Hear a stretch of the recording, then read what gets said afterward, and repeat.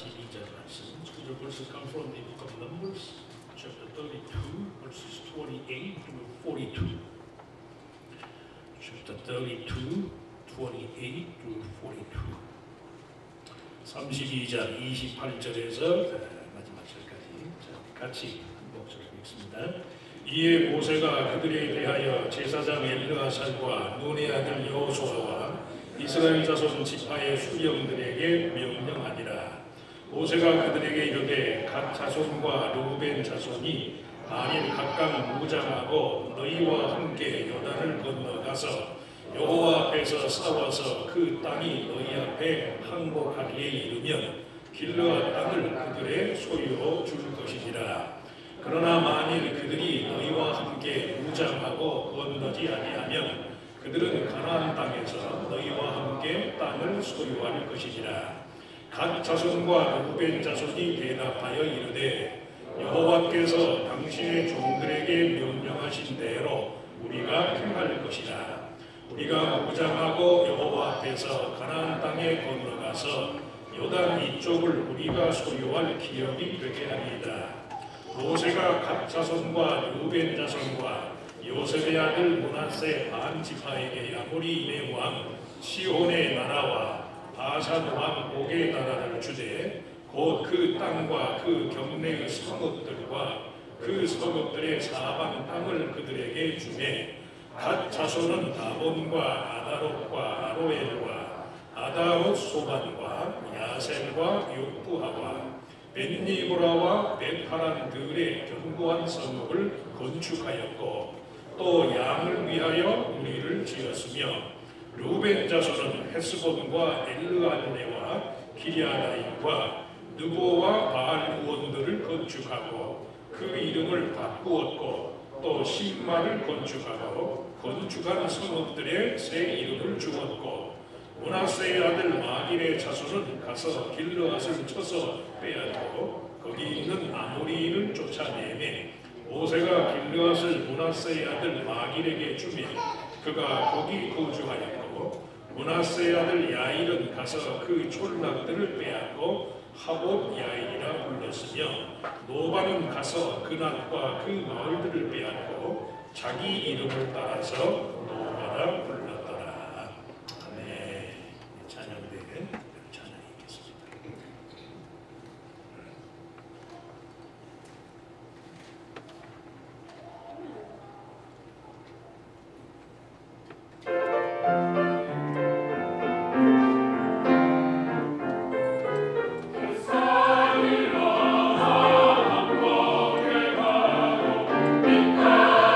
가운데로 걸어가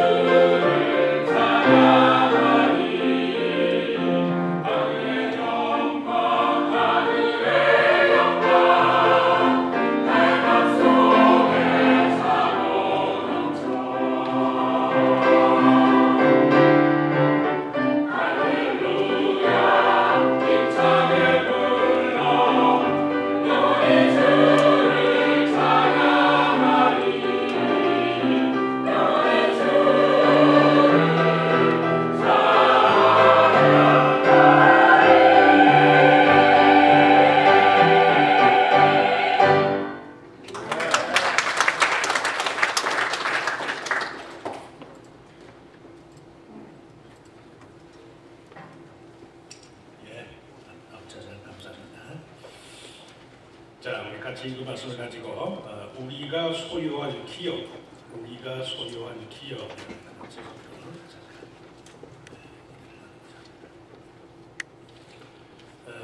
경제학의 용어이면서도 미시경제학의 용어이면서도 심리학적으로 자주 쓰이는 그런 말 중에 다른 사람과 같아야 하는 식으로 행복을 추구하는 사람들의 심리를 밴웨건 이펙트, 외관에 짐을 많이 실은 그런 그 차이죠. 그 차에 내가 편승을 해야만, 우리말로는 편승 효과라고 그러지요. 그 사람들이 많은 거기에 내가 어울려야만 내가 기쁘고 행복하다. 다른 사람들과 같아야 하는 식으로 행복을 추구하는 심리를 밴웨건, 편승 효과. 또 그런가 하면 그 반대로 다른 사람과 같지 않는 식으로 차별화된, 자기만의 차별화된 행복과 기쁨을 추구하는 사람들의 심리를 가리켜서 스놉이라는 게 속물이라는 뜻이 속물. 스놉 이펙트라고 불러요. 자기가 대단한 사람인 것처럼 착각하는. 집단의 일원이 되고자 하는 마음도 그렇고, 또 그 반면에 자기 자신의 고유성을 지키고자 하는 마음도, 이게 전부 인간성의 단면이, 그 두 가지를 어떻게 우리가 잘 조합하는가, 사실은 여기에 건강한 삶의 원리가 있어요. 어울리는 게 좋지요. 때로는 혼자 있고 싶을 때도 있거든. 그 두 가지를, 조화와 질서를 잘 해야 한다는 말씀입니다. 어떤 사람이 나이 30에 어떤 남자가 완벽한 배우자를 찾겠다. 40년 동안 찾았어요. 70이 되기까지 배우자를 못 만났어. 그 하도 딱해서 한 친구가 30살부터 완벽한 배우자를 찾았는데 40평생을 찾더래. 40년 광야 생활 마냥. 세상에 완벽한 여자가 그렇게 한 사람도 없었느냐고 친구가 물었더니 자기가 만난 여자들마다 전부 완벽한 남자를 찾더래. 그래서 40년간 70이 될 때까지 못 만났대요. 그 후로 이 사람이 어떻게 됐나 몰라. 타락한 인간의 죄성이 초래하는 자기중심적인 열망은 끝이 없는 것이다. 사람이 자기중심적이 되게 되면 어려워요. 스스로를 불행하다고 여기는 사람에게는 삶의 모든 게 불행이. 인터넷에 보니까 머피의 법칙이라는 얘기 들어보셨죠? 안 좋게 생각하면 모든 게 다 안 좋아지는 게 머피의 법칙. 신머피의 법칙.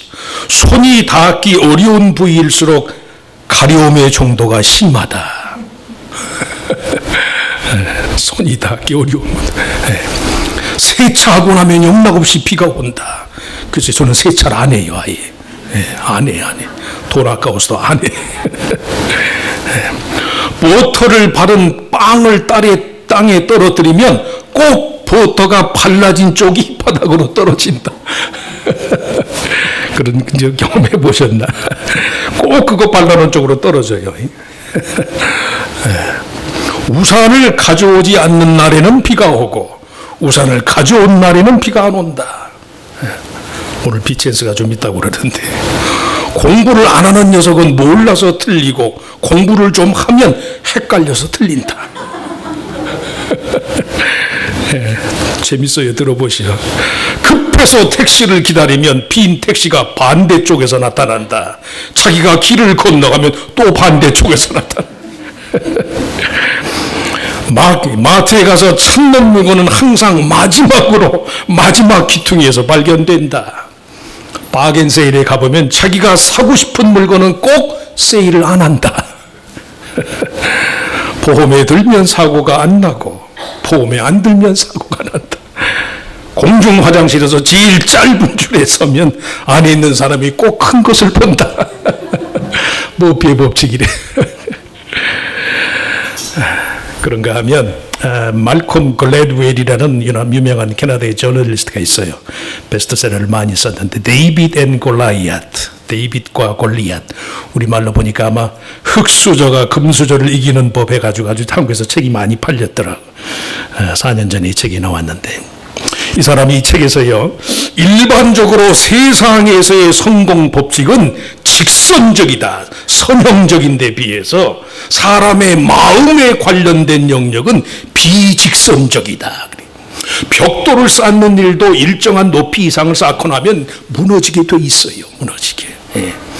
물을 끓여도 비등점을 지나고 나면 온도의 상승이 그치는 거예요. 예. 더위에도 끝이 있어요. 더위에도. 예. 경험해 보시라고. 100도 이상 이게 하고 나면 나중에 더운지도 몰라. 정신이 나가서 그런지 더운지도 몰라요. 예. 일정한 한계를 지나고 나면 삶의 진행 방식이 더 이상 직진의 원리를 따르지 않아요. 이 사람이 책에서 1920년도 대공황 이후에 미국 사회 부잣집 아이들하고 중산층 아이들의 인생사를 조사를 했어요. 부잣집 아이들은 대학 졸업 전까지만 최고의 인생을 살다가 그 다음부터는 전부 내리막길이더래. 전부 부모만 의지하고 살았으니까. 예. 그에 비해서 중산층 저소득층의 자녀들은 고등학교만을 졸업하고도 사회생활에서 성공하는 것은 물론이고 성인기부터는요 인생이 오르막길이더래요. 예. 삶이 공식대로만 아니더라는 말씀이. 예. 19세기 초부터 2차 대전 직전까지 영국의 총리를 지낸 사람들의 개인사를, 가정사를 조사했더니 67%가 16세, 16살 이전에 양친 중 하나를 다 잃었어요. 다. 부모가 케어해 주질 못해서 애가 못 자라지. 천만의 말씀이에요. 천만의. 예. 미국 대통령 44명 중에서 12명이 어려서 친아버지가 없이 자랐어요. 친아버지가. 미국의 가정들이 다 결손 가정이니까. 예.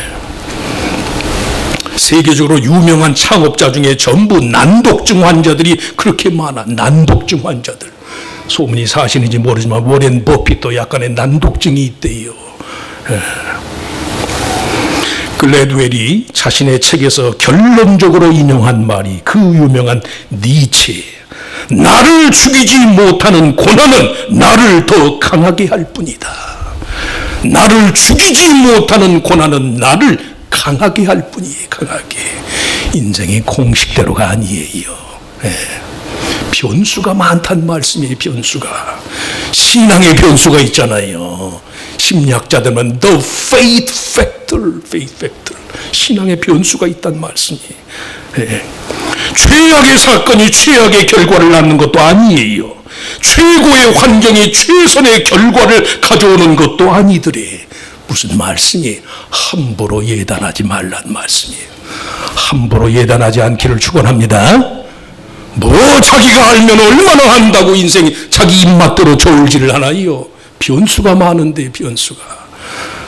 그런 환경에서는 다 그저 그렇지. 그건 자기가 그러니까 그래. 그러지 않은 사람 많아요. 많아요. 나를 죽이지 못하는 고난은 나를 강하게 할 뿐이 강하게. 예. 매사에 함부로 예단하지 않기 위해서라도 끝까지 자기중심적인 마음의 동기를 조심해야 한다. 신앙인이 겸손하다는 것은 다른 사람 앞에서 뭐 아부하는 그런 겸손을 말하는 게 아니에요. 믿는 사람이 겸손하다는 건 자기 자신에 대해서 함부로 예단하지 않는, 자신에 대해서도 그렇고 타인에 대해서도 그렇고 함부로 말 안 하는 거. 왜? 하나님이 계시니까. 하나님이 살아계시니까. 믿으시면 아멘. 어디 성도가 함부로 얘기하나요? 세상의 주인이 하나님이신데 어떻게 우리의 그 잔 경험을 가지고 다 얘기를 하나요? 아니란 말씀이. 우리는 끝까지 우리들 자신을 부인하는 거예요. 언제까지? 죽을 때까지. 죽을 때까지.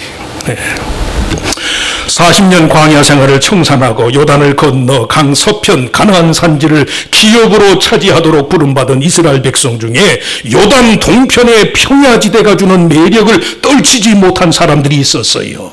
고생과 수고의 날이 광야 40년으로 족하거든 굳이 새로운 가나안 산지에 가서 그곳 원주민들과 전쟁을 해야 하느니 차라리 여기서 그냥 2달에 뽑고 살지. 기왕에 연고가 있는 요단 동편의 평지에 정착하는 것이 훨씬 더 유리할 것이다. 그런 생각 때문에 루벤과 갓과 그리고 므낫세 지파의 절반가량이 각기 그럴듯한 이유를 앞세서요 요단을 건너는 대신에 동편 평야지대에 머물기를 청했어요. 오늘 본문에 보면 모세가 그들의 청에 대해서 나머지 형제 지파를 도와서 가나안 정복 전쟁에서 성공을 거둔 후에 그들의 청을 들어주기로 동의를 해요. 결국 그 세 지파는 자신들의 소원을 달성하기에 전쟁에서 최선을 다했고 돌아와서 요단 동편의 여러 고을을 정복하고 자신들의 이름을 따서 성읍들을 건축하고 살게 됐어. 거기까지는 해피엔딩인 것 같아. 그런데 성경의 다른 부분을 보면요, 역대상서 5장의 기록에 의하면 훗날 이스라엘 민족이 패망할 때 아수르 왕 불에 의해서 그 세 족속이 거하던 것이 맨 먼저 역사의 무대에서 사라져요.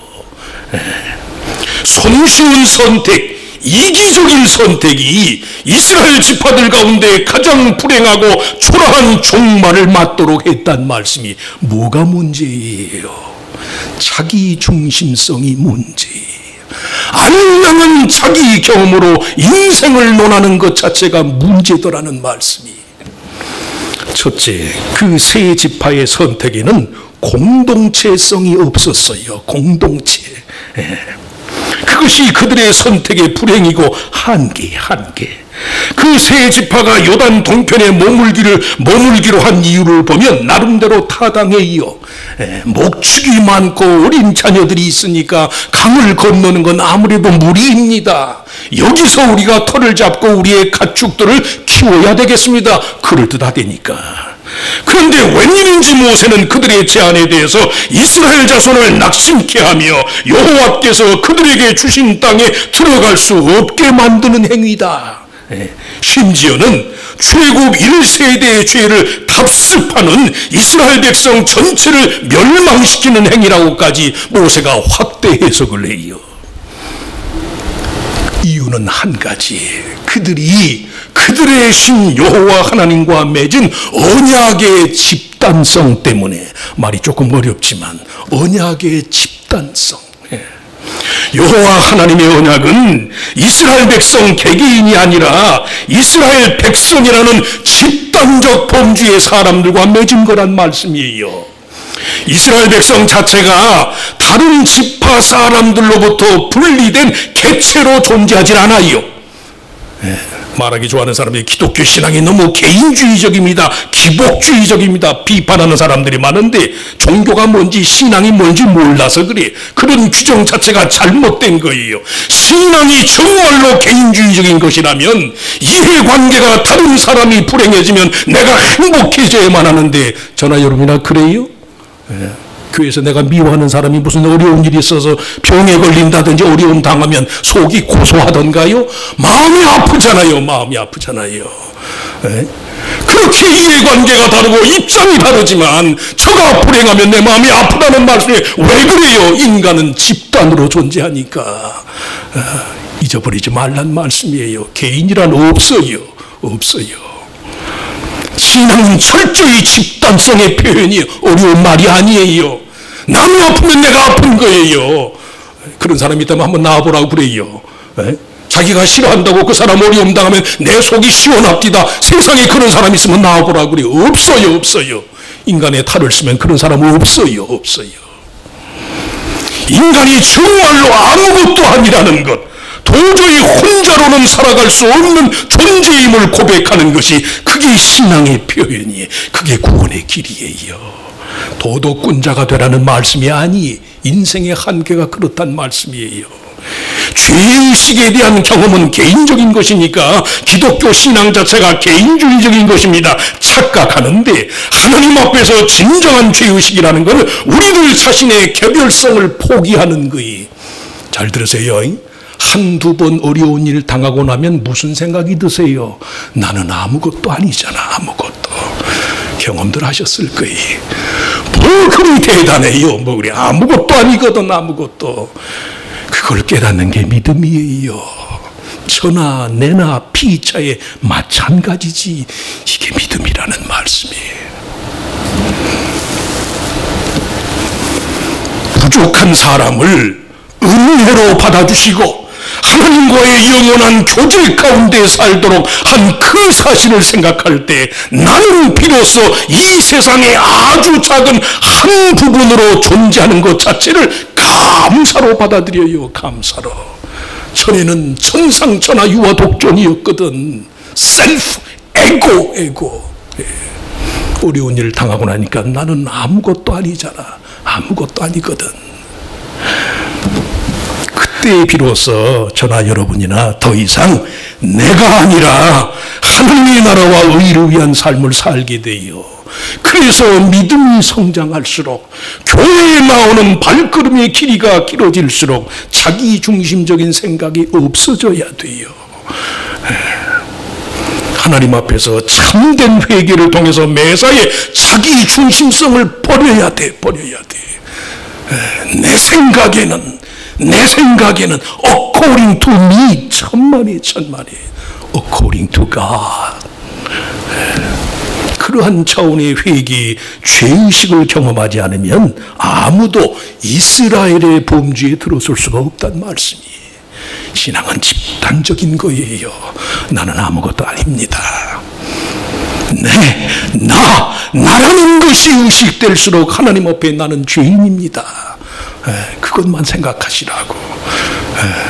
죄를 많이 져서만은 아닌 것 같아요. 믿음대로 살려고 보니까 정말 보이는 건 전부 내 오점 투성이, 내 오점. 이야, 내가 이거밖에 안 되나. 어디 내 생각을 말하나요? 어디 내가 기준이 되나요? 여러분 말씀해요. 신앙은 누구 크기의 것이다? 하나님 크기의 것이다. 하나님의 크기에다 나를 맞춰야죠. 둘째, 이 세 지파의 이기심은 가질 수 없는 것을 갖고자 하는 그릇된 열망 때문이었다. 32절에 갓과 루벤 자손의 청 요단 이쪽을 우리가 소유한 기업이 되게 하소서. 이 말은 그 자체가 모순이에요. 소유라는 말은 인간이 주체가 되는 데 비해서 기업이라는 하나님의 소유권을 허락한 것이니까 가나안을 기업으로 주시마 약속한 그 약속이 이스라엘 백성의 삶의 취지고 존재의 방식이라는 말씀이, 이스라엘은 오직 하나님의 소유가 됨으로써만 자신들의 기업을 얻을 수 있는 사람이에요. 그들 스스로 소유권을 지닐 수 있는 여지가 전혀 없단 말씀이, 가나안은 소유의 대상이 아니, 하나님께서 그들을 소유하겠다고 했어요. 너희가 가나안을 영원히 가질 것이다. 아니에요. 그 땅에서 내가 너희를 소유할 것이다. 너희가 내 생각대로 살고 내 계획대로 살고 내 말씀대로 살면 그 땅에서 너희의 삶이 장구하리라. 그렇지 못하면 죄가, 오늘 말씀에도 죄가 그들을 찾아낸다고 그랬잖아요. 매사에 그들이 죄가 그들을 찾아내듯이 하나님의 심판과 보응이 되고 할 것이다. 하나님의 기업으로 얻을 땅에서 참된 소유를 얻기 위해서는 그들 스스로 매사에 하나님의 소유가 되어야만 한단 말씀이에요. 그 흔한 말로 소유가 아닌 존재의 삶을 사셔야 돼. 내가 정말로 하나님 앞에 바르면 그렇게 나를 유혹하는 게 아무것도 아니거든요. 내가 왜 하나님의 영으로 충만하지 않으면, 하나님이 내 영혼을 강하게 세워주지 않으면 그 아무것도 아닌 것이 내게 대단한 것처럼 여겨질 때가 많아요. 말 한마디 그까짓 게 뭐라고 그 말 한마디에 마음 상하나요? 하나님의 사랑이 내 안에 있는데 그게 없으니까 이게 말 한마디 가지고 뭐 나를 무시했네 어쩌네 죽이고 살리고 달려들어요. 이게 다 뭐예요? 소유가 아니란 말씀이에요. 뭘 얼마나 많이 가져요. 미국 와서까지, 이민 와서까지도 그냥 더 갖지 못해서 안달인 분들이 많아요. 본토를 떠났으면, 삶의 근거를 떠났으면 더 이상 삶은 소유가 아니라는 사실을 알만 할 텐데도 아직도 미국 땅에 와서까지도 더 주려고 그 본거지를 떠난 인생이 아니란 말씀이에요. 하나님 앞에 바르면, 하나님 앞에 정직하면, 하나님이 돌보시고 하나님이 주장하시기만 하면 다 있어요. 다 있더라고요.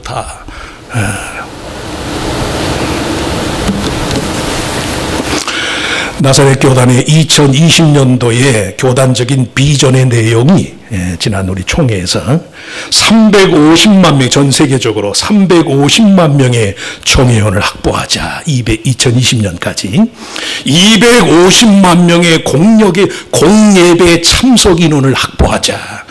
등록된 숫자하고 예배를 참석하는 숫자가 너무 갭이 커요. 그래서 아주 교단적인 차원의 중앙감독들하고 이번 총회에서 아주 결심을 했어. 350만 명의 나사렛 교인, 최소한 250만 명이 매주일 정기적으로 하나님을 예배하자. 250만 명의 제자훈련 참석인은 전 세계적으로 5만 교회의 교회, 2020년도까지 교단적으로 성취할 그런 비전이에요. 이를 위해서 중앙감독들께서 정하신 모토가 복음과 행함의 이중적인 병응이 있어야 한다. 그런데 그것이 인간의 노력으로는 안 되더라는 말씀이에요. 이 일이 하나님이 주도하시는 새로운 운동으로 전개돼야 한다. The movement of God. 하나님이 움직여 주시도록, 하나님이 우리의 마음을 지배하시도록, 하나님이 성도들이 2사람, 3사람, 단 2사람이 모여있을지라도 하나님의 영이 저들을 움직여 주시도록, 그렇게 한번 성도가 나사렛 교인들이 은혜를 사모해보자. The movement of God. 인생을 뭐에 근거해서 사시나요? 그래도 내게는 신념이 있습니다. 우리 집안에 대대로 내려오는 전통이 있습니다. 내가 그래도 배우고 익힌 나의 가치관이 있습니다. 천만의 말씀이 다 상대적인 거예요. 다. 뭐만 남아요? 하나님이 움직여 주셔야만 돼요. 믿으시면 아멘. 하나님이 움직여 주시는 가정이 되시길 축원합니다. 하나님이 움직여 주셔야지. 하나님이 땅이 흔들리잖아요. 지진이 있고 세상이 온통 흔들리잖아요. 우리 눈으로 보는 모든 건 다 흔들리는 거예요. 다. 심지어는 부모 자식 간의 윤리까지도 다 깨어지는 세상이 전부 흐트러지는데요. 하나님이 성도의 삶을 하나님이 움직여 주시고 하나님이 주도해 주셔야지. 사모해야 한다는 말씀이에요. 교리도 건물도 인간의 주의 주장도 아니라 오직 하나님의 소유가 된 자들에 의해서 고유히 그러나 전체적으로 생명이 있는 운동처럼 신앙이 퍼져나가야 한다. 그러려면 살아계신 하나님을 믿으셔야 돼. 믿으셔야 돼.